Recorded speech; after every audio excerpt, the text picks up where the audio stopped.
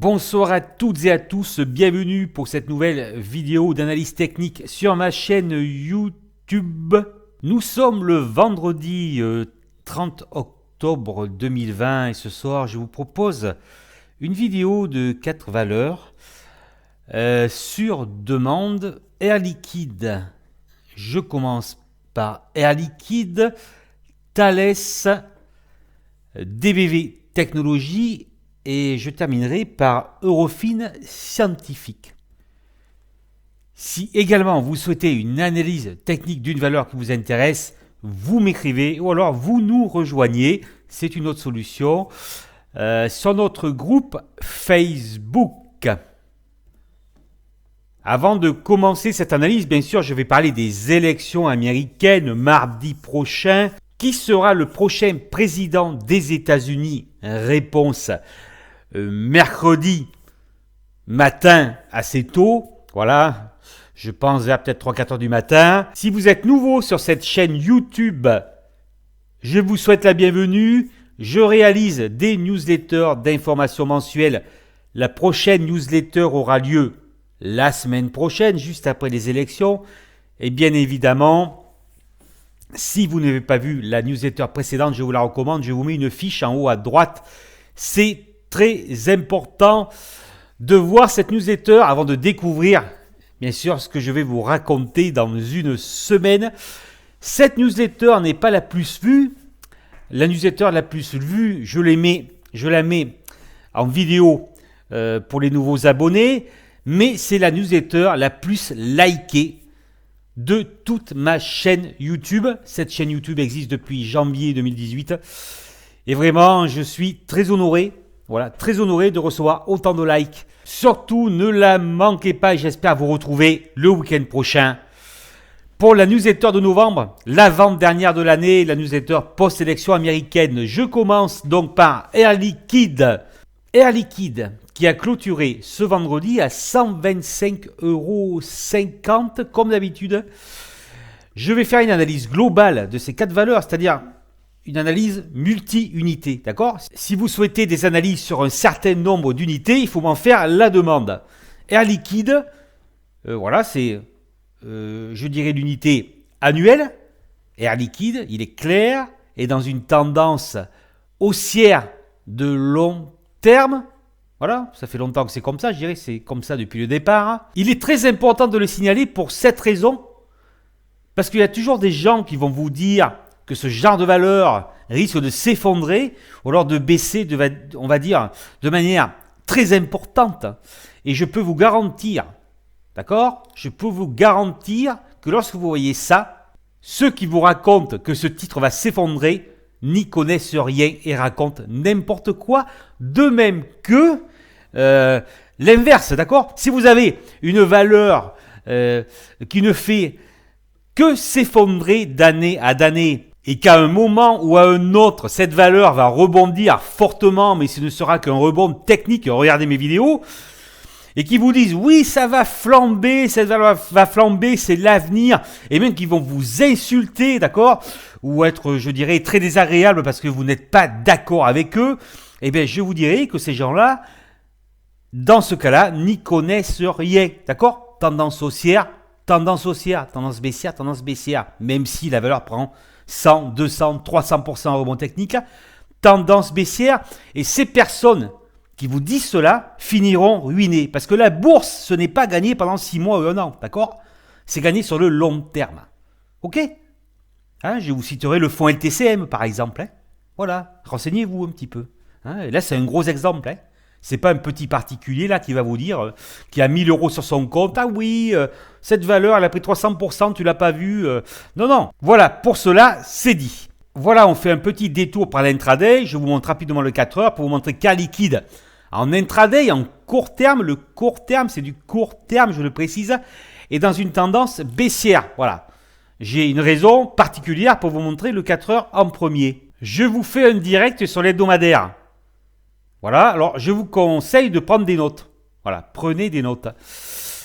Tendance haussière en hebdomadaire sur Air Liquide, phase 2 de Weinstein, rebond technique sur le super trend, à proximité du super trend, d'accord? Vous voyez que là, On enfonce légèrement Kijun Sen et on fait un pull sur le super trend, mais surtout Air Liquide est venu chercher son plus bas de la semaine 26 au mois de juin 2020, a rebondi pour l'instant sur ce plus bas. Voilà.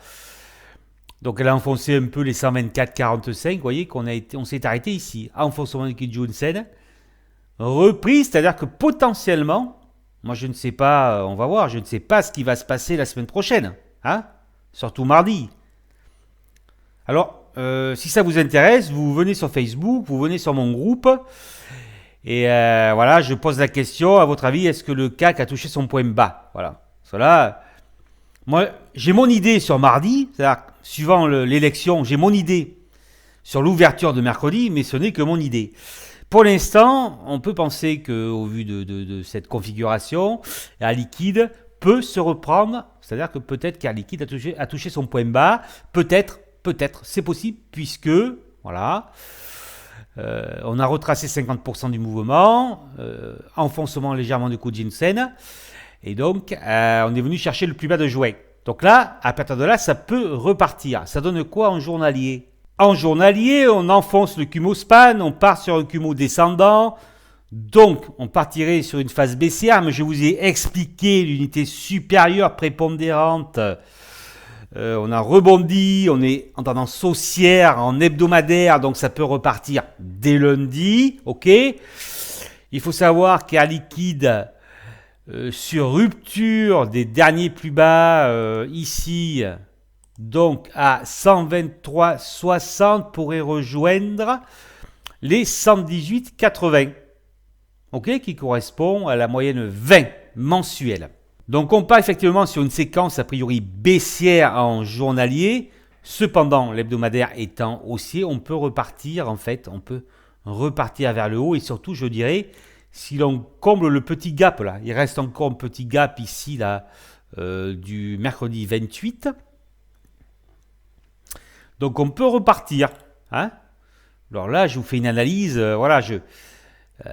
C'est pas pour de l'investissement. Pour de l'investissement, je vous ai dit, voilà, c'est une tendance haussière de long terme. Celui qui a investi, bon, ça ne l'inquiète pas outre mesure. Hein. C'est, on va dire, une consolidation, comme sur tout titre qui est dans une tendance haussière de long terme. Donc là, ça peut rebondir. Après, on ne sait pas. Hein. Déjà, ce qu'on vise sur un rebond, c'est Kijun Sen, jour 130,77. Voilà. Alors, je vous ai monté le 4 heures pour vous montrer qu'on était en tendance baissière intraday, d'accord? Et maintenant, je vous montre le 5 minutes. Le 5 minutes, vous êtes dans un range. Voilà, d'accord? Depuis, je dirais, hier.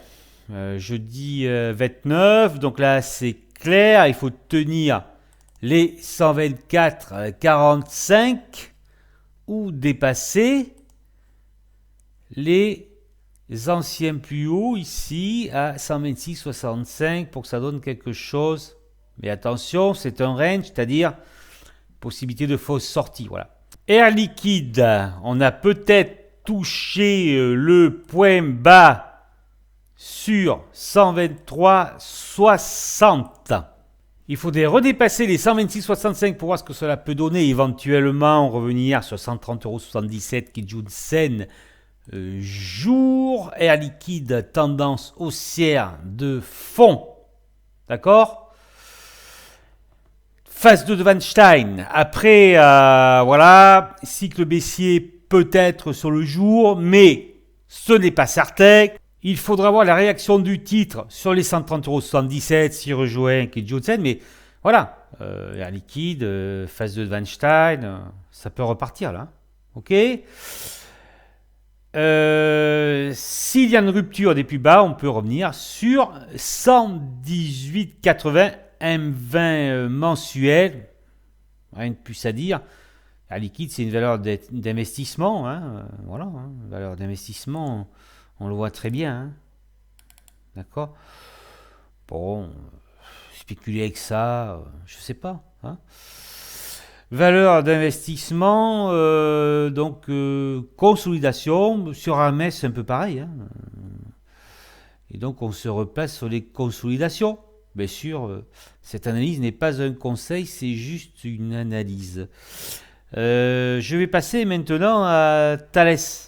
Thales, 55,88 € ce vendredi 30 octobre. Alors voilà, je vous montre le mensuel, unité mensuelle, mes chers auditeurs. J'allais dire grandeur et décadence, non, pas exactement, c'est une belle société. Le problème, c'est que le secteur aéronautique défense souffre, effectivement souffre, avec ce qui se passe, le Covid-19. Mais Thales est très très intéressant, d'accord? Je vais vous montrer pour quelles raisons c'est très intéressant. Parce que là, vous avez un dépassement de l'ancienne résistance. Vous voyez que Thales, en fait, ne fait pas grand-chose. Moi, je m'en souviens, d'ailleurs, je ne l'achetais pas parce que, à l'époque, voilà, je suivais les marchés, mais j'étais salarié, d'accord? Je ne l'achetais pas parce que, voilà, ça bouge pas trop, quoi. Ça ne bouge pas, Thales, ça ne fait pas grand-chose, d'accord? C'est un range. Mais, voilà, ce jour-là, en décembre 2013, nous avons l'envolée du titre Thales. Voilà. C'est l'explosion après des années et des années. C'est l'explosion. Mais pourquoi je vous montre le mensuel? Je vais vous le dire. Et je vous le dis gratuitement, mes chers auditeurs. Ce qui s'est passé depuis décembre 2013, on va dire même surtout depuis février 2015, c'est une hausse parabolique. Voilà. Vous voyez, Shinku Span, une hausse parabolique, c'est-à-dire une hausse sans consolidation. Alors, allez faire un tour sur Eramet, d'accord? Allez faire un tour sur Plastivalois, et j'en passe. Ok? Voilà, je vous le dis. Alors, c'est une hausse parabolique. D'accord? Pas de consolidation. Donc, qui dit hausse parabolique, dit descente parabolique. Alors, je me permets de vous montrer Novacite. Je reconnais que j'ai commis une erreur, que je me suis trompé sur l'analyse, d'accord? Mais c'est exactement une hausse parabolique et il y en a qui vont déchanter. Et de toute façon, s'ils ont gagné là-dessus, ils perdront la prochaine fois parce qu'ils sont allés sur une valeur, sur une tendance baissière, d'accord? Fortement baissière. Ça, c'est en plus, on va dire, l'effet Covid, hausse parabolique. Donc là, je peux vous dire qu'il y en a qui vont prendre cher. Je voulais quand même vous le montrer. J'espère que vous avez saisi ce que je voulais vous dire, d'accord? Hausse parabolique, ça peut durer longtemps. Ça peut durer très longtemps. Mais le jour où ça descend, ça fait très mal. Donc, Thales, la protection du Kumo, allez-y, regardez mes vidéos, c'est gratuit, profitez-en, allez-y, vous pouvez aller regarder les vidéos. Donc là, effectivement, une hausse parabolique, donc il y a une fragilité de la tendance haussière, d'accord? Vous avez une fragilité de la tendance haussière. Après là, c'est une très belle valeur, je le redis encore une fois. Alors, vous avez une rupture du Kumo, la question est de savoir si Thales a atteint son point bas. Alors ça, je ne sais pas, puisque vous n'avez pas de support. Alors bien sûr, il y en a, ils ne regardent pas le mensuel parce que ça ne les intéresse pas, ils devraient le regarder plus souvent. Alors, il n'y a pas de support, d'accord? Il n'y a pas de support. Donc le support, il est où le support? En mensuel, Alors peut-être un peu là, allez, oui, 46, voilà. Donc effectivement, Thales a beaucoup baissé, oui, peut-être, ça peut rebondir maintenant, ou un rebond technique, voilà. En tout cas, là, effectivement, c'est tout à fait logique. Le Kumo ne permet pas à Thales de se reprendre, puisqu'effectivement, hausse parabolique, hausse puissante parabolique, d'accord? Je fais un peu comme Air Liquide, je vous montre l'intraday baissier, baissier, donc... alors là, on peut dire, oui, il y a du range, mais bon, voilà, ça descend, les hauts sont de moins en moins hauts, regardez là, les hauts sont de moins en moins hauts, Donc Thales peut, je dirais, revenir, bon c'est le 4 heures, chercher les plus bas de mars, à 52 euros 50. Donc intraday baissier, jour baissier. Voilà, jour baissier. Donc là,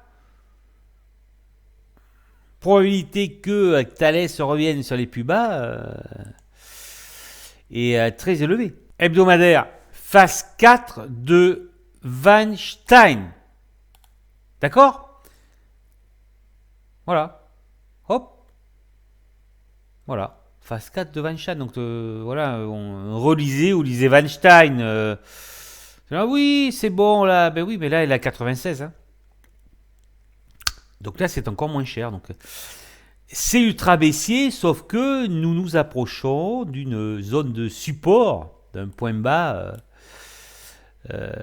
donc du mois de mars. Donc point bas du mois de mars, ça veut dire que point bas, c'est-à-dire que là, la probabilité que ça rebondisse, c'est qu'au moins ça rentre en range est très forte. Ça, il faut en tenir compte.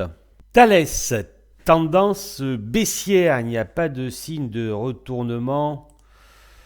Voilà, si je vous montre 5 minutes. Si un retournement des marchés intervient dans les prochains jours, il peut y avoir un rebond technique, peut-être maintenant, ou alors il faudra attendre de descendre vers les plus bas du mois de mars, vers 52,50, pardon, parce que c'est vrai que là, il semblerait qu'on y va là, d'accord? Mais il peut s'opérer un rebond technique. Est-ce qu'il sera puissant? Voilà, cela va dépendre des marchés. L'objectif du rebond technique, peut-être, vous voyez, parce que là, ça faisait un peu... non, c'était pas tellement... Enfin, si, ça faisait range. On peut dire que ça faisait un range.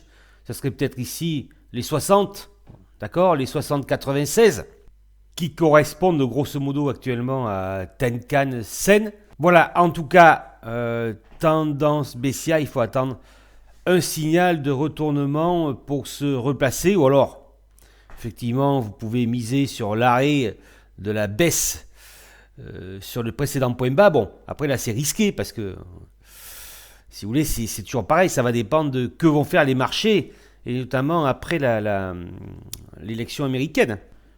Est-ce que le titre va aller à 52,50 ou rebondir dès maintenant? Cela, bien sûr, dépendra de l'orientation des marchés financiers. Je vais passer maintenant à DBV Technologies.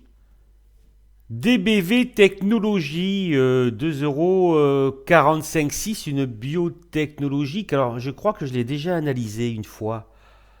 À voir. En tout cas, c'est une valeur extrêmement intéressante. Je vous montre le mensuel.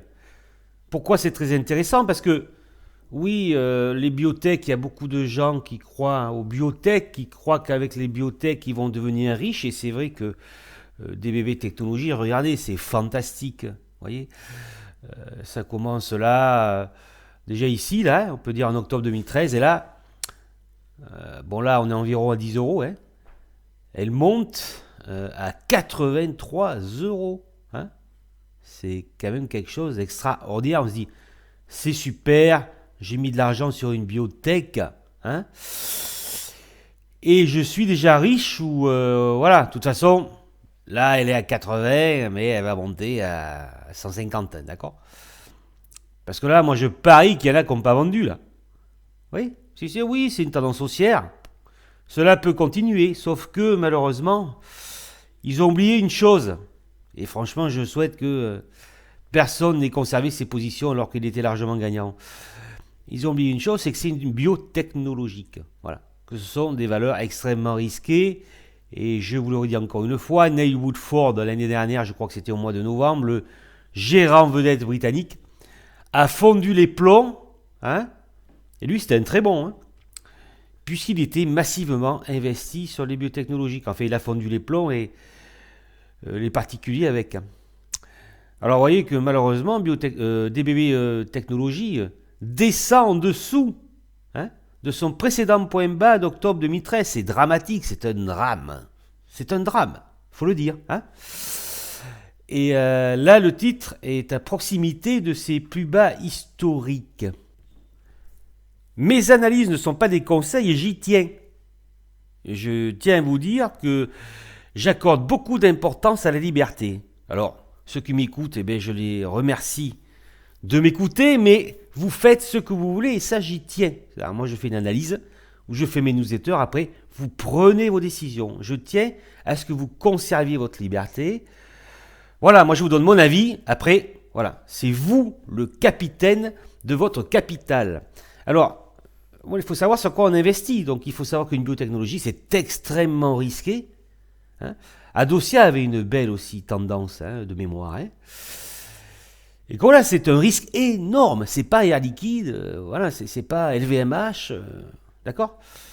C'est très risqué parce qu'il faut des résultats et les biotechnologies ont besoin de beaucoup d'argent et sont souvent surévaluées. Et donc, il y a eu un incident sur DBV Biotechnologie qui a fait que le titre s'est littéralement effondré.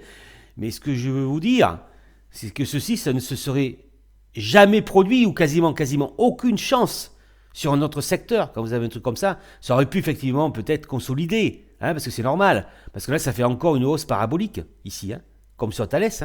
Donc après qu'il y ait une forte conso, d'accord. Bon. Mais là, c'est une biotech. Donc risque. Il faut y penser quand vous mettez de l'argent sur une biotechnologique. Soit vous mettez pas beaucoup. Par exemple, vous y croyez, bon, vous y mettez pas beaucoup. De fait que ça ne vous fasse pas mal si vous perdez la totalité de vos fonds sur la valeur. Soit vous spéculez. Pour spéculer, c'est très bien. Mais là, vous attendez un signal et après, voilà, vous sortez selon la stratégie que vous avez, votre stratégie de trading. Donc, je voulais vous montrer ça. Donc, quand on voit, effectivement, là, c'est pas très bon pour DBV. On va voir directement l'intraday ce qui se passe. Voilà, le 4 heures, ce n'est pas surprenant. On reste en dessous du Kumo span. Alors, des fois, il y va un petit peu. Hop, voilà. Tendance ultra baissière. Alors, effectivement, on regarde le jour. Effectivement, à un moment ou à un autre, il peut y avoir un rebond extraordinaire. C'est ça le problème. Vous voyez, là, ici, là. Voilà. Il peut y avoir... Voilà, là, on descend à 3,50 €, on remonte à 12,80 €. Donc, au bout d'un moment, il va vraisemblablement se produire un rebond énorme. D'accord ? À moins qu'il y ait encore une mauvaise nouvelle et que le titre s'effondre littéralement et devienne penny stock. Parce que là, il y va, là. Penny stock, il y va. D'accord ? Ça peut mettre un certain temps, mais il y va. Mais il peut y avoir un rebond. Ça, c'est possible. C'est étudié, Biofitis, Sensorion, voilà, je continue si vous voulez. Ça, mais ça ne sera qu'un rebond. Ça ne sera qu'un rebond. Voilà. Bon. Déjà, pour que DBV puisse prospérer sur un rebond technique, je dirais qu'il faudrait dépasser les 5. C'est-à-dire commencer à combler ce gap. Là, il peut y avoir un rebond n'importe quand. Ça se trouve qu'il ne va pas se produire. Attention, je vous le dis. Il peut y avoir un rebond, peut-être. Et ça peut aller chercher peut-être la base du gap, peut-être. Former un range, vous voyez, peut-être. Peut-être ou peut-être pas. En tout cas, baissier. Là, vous étiez à 5. Et là, vous êtes maintenant à 2,45,6. Avec un plus bas à 2,35,4. Divisé par 2. Voilà. Alors sur l'intraday, je vous montre là le 15 minutes, il y a une petite reprise suite au plus bas historique de DBV Technologies, mais ça je vous dis c'est normal. Il y a toujours, c'est comme les consolidations quand vous avez une tendance haussière. Enfin quand il y a des consolidations bien entendu.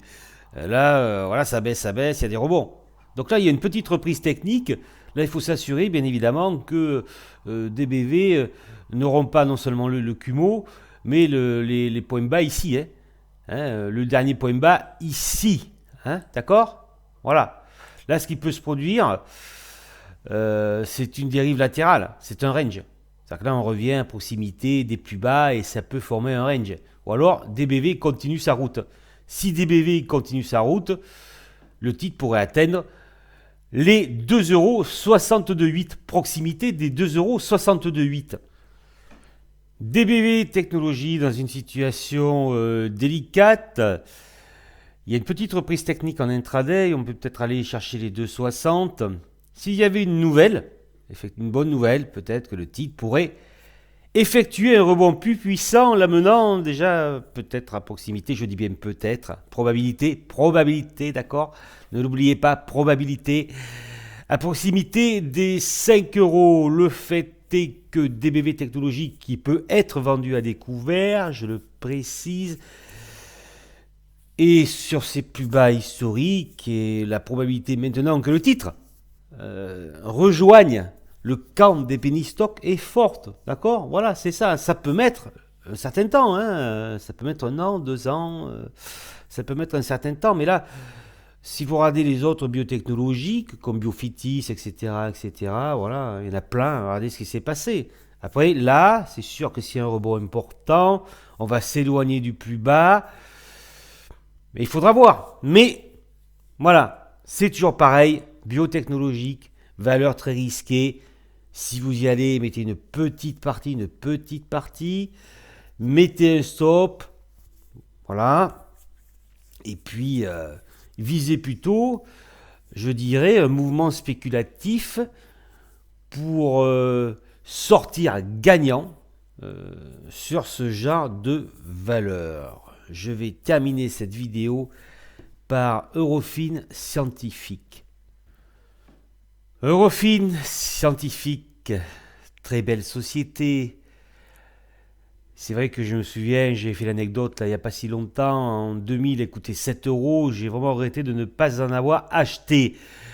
683,8, elle va être bientôt divisée par 10, Eurofins Scientifique, je crois que c'est le 16 novembre. Voilà, à vérifier, surveiller, voilà. Bon, vous voyez que Eurofins Scientifique, une belle progression, hein, très belle progression, surtout depuis là, hein, avril 2012, la consolidation de 2018, d'accord, ici on vient, le Cumo retient le titre, ok, on remonte, d'accord, on remonte, après le Covid ne lui fait pas trop mal, et là, hop, on fait de nouveau plus haut, on fait un nouveau plus haut, avec en cours une étoile filante, oui, pour le mois d'octobre, puisque le mois d'octobre est terminé. Alors là, je vous dirais, attention. Attention pour quelle raison? Bon, c'est une étoile filante, c'est vrai. Mais là, vous êtes sur le plus haut historique, et je dirais qu'il y a une certaine probabilité que ce soit, je dirais, le plus haut. Hein, le plus haut pour un certain temps. C'est possible. D'accord? Parce que, si vous voulez, les marchés sont montés, mais ce qui est monté, ce sont surtout les technologiques et les valeurs liées à la santé, voilà, au diagnostic, au test pour le Covid. Et effectivement, Eurofins Scientifique, voire aussi également Steady, ces valeurs n'ont pas trop souffert.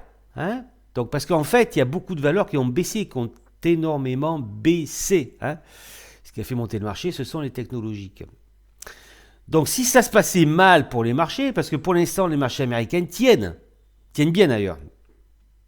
Il se peut que, voilà, Eurofins et ces belles valeurs qui ont résisté, je dirais, eh bien, voilà, souffrent un minimum.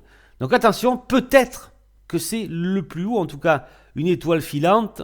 Vous voyez, là, ça a bien vendu. Bon. La probabilité que ça consolide un petit peu, voilà, je dirais, est assez forte. On va voir ce qui se passe en hebdomadaire.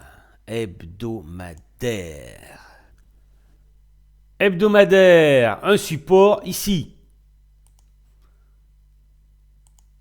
Voilà, hein, à proximité là de la moyenne 20.